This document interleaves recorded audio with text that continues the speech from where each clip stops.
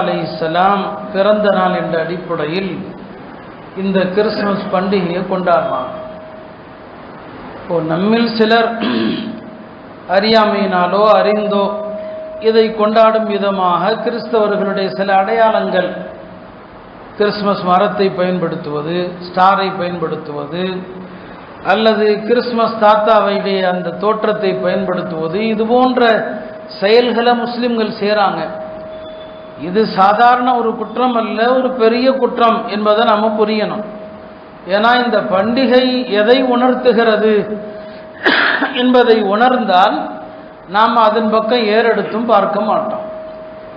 இது எதை உணர்த்துது என்பதை நாம் புரியணும். அப்படியானால் கிறிஸ்தவத்தினுடைய உண்மை என்ன?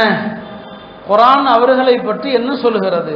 குர்ஆன் அவர்களை நசாரா என்று அழைக்கிறது. நசாரா என்றால் என்ன?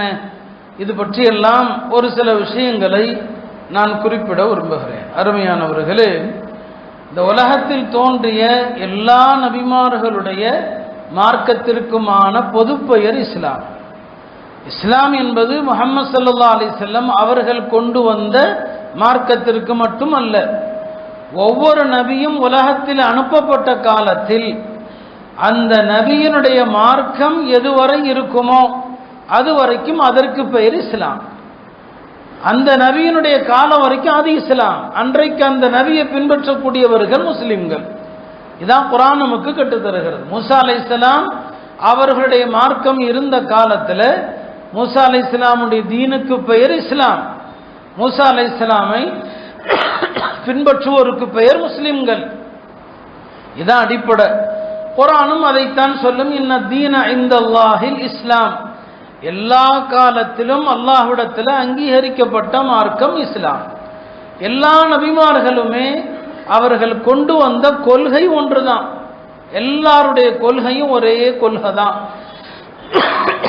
அவங்களுடைய ஷரியத்துகள், அவங்களுடைய மார்க்க நடைமுறைகள் மாற்றமே தவிர எல்லா நபிமார்களுடைய கொள்கையும் ஒன்று என்று பெருமானார் ஸல்லல்லாஹு அலைஹி வஸல்லம் சொன்னாங்க. ஒரு ஹதீஸ்ல சொன்னாங்க, அம்பியாவு குல்லுஹும் இஹ்வத்துன். எல்லா நபிமார்களும் சகோதரர்கள். எல்லா நபிமார்களுடைய தந்தையும் ஒன்றுதான், ஆனால் அவர்களுடைய தாய்மார்கள் வேறு. தாய் என்பது ஷரியத்தை குறிக்கிறது.